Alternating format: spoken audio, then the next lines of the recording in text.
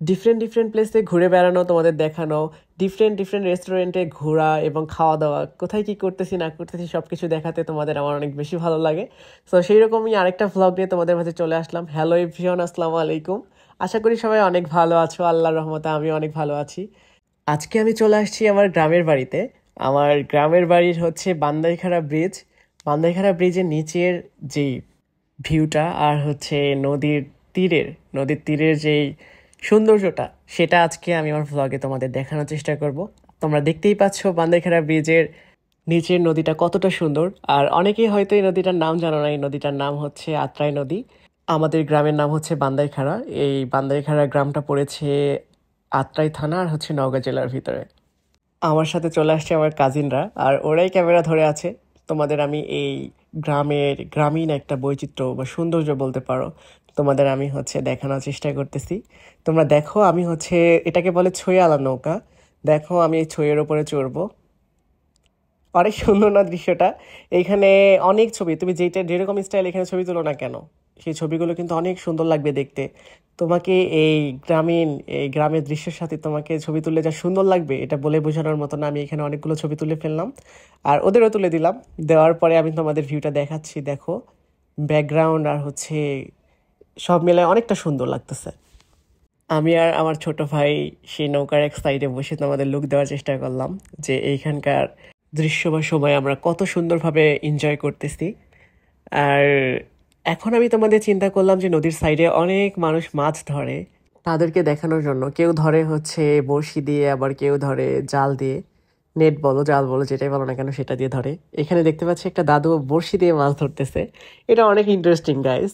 আমি হচ্ছে ওনার কাছে গেলাম, দেখলাম সে কি কি মাছ ধরেছে আর কি কি মাছ সেখানে বেশি পাওয়া যাচ্ছে সেটাও জিজ্ঞেস করলাম। তো উনি বললো যে দেখো, তুমি দেখেই বলো যে আমি কি কি মাছ ধরেছি। সো আমি তো সবগুলোর মাছের নাম সেইভাবে বলতে পারি না গাইস, তোমাদের দেখাচ্ছি, তোমরা বলো তো দূর থেকে এগুলো কি মাছ ছিল। আর হয়তো এত দূর থেকে তোমরা বুঝতে পারবো না, তাই আমি তোমাদের একটু কাছে নিয়ে যাই। উনি একটুও ভাবলো না যে আমি ওনার মাছ চুরি করে নিয়ে যাচ্ছি। যাই হোক, উনি অনেকটাই অপরিচিত, আমি ওনাকে চিনি না পার্সোনালি। মাছগুলো তো তোমরা দেখলা, এবার বলো তো কি কি মাছ উনি ধরেছে। আমার তো অনেক ভালো লাগতেছে সবকিছু।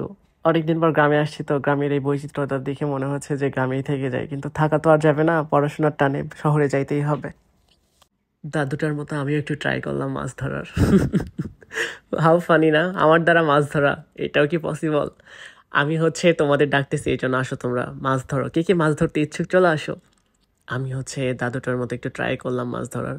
যদিও আমি মাছ ধরতে কখনোই পারি না, যাই হোক, তাই আমি রেখে আমাকে দ্বারা হবে না মাছ ধরা, তাই আমি উঠে চলে আসলাম।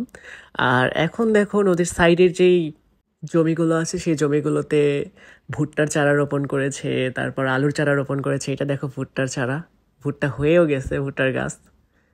দেখতেই পাচ্ছ অনেক সুন্দর লাগতেছে না? আসলেই অনেক সুন্দর। সবার কাছেই নিজেদের গ্রাম অনেক বেশি সুন্দর, তাই আমার কাছে হয়তো আমার গ্রামটা অনেক বেশি ভালো লাগে।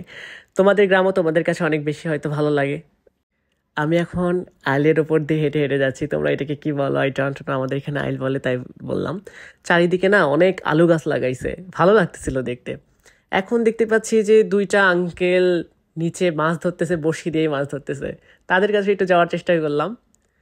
দেখতে অনেক ভালো লাগতেছে গাইজ। দেখো ওই নৌকাটাতে আমার চড়তে মন চাচ্ছে, যদিও আমি হচ্ছে তোমাদের ভিডিওতে দেখালাম না, আমি চড়েছিলাম নৌকাটাতে।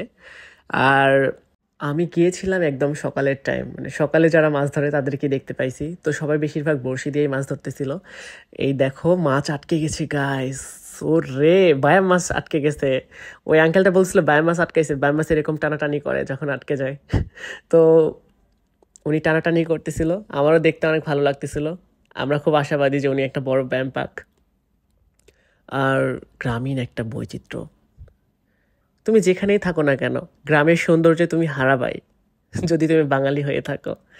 আমার কাছে অনেক বেশি ভালো লাগতেছে বা ভালো লেগেছে মুহূর্তটা, যেটাই বলো না কেন। সো আজকে আমি আমার গ্রামের কিছুটা তোমাদের দেখানোর চেষ্টা করলাম। নেক্সটে আরেক ভ্লগ নিয়ে আসবো, সেটাতে আরও কিছু দেখানোর চেষ্টা করবো। সেই অবধি সবাই ভালো থাকো, সুস্থ থাকো। আল্লাহ হাফিজ এভরিওয়ান, সবাইকে আসসালামু আলাইকুম।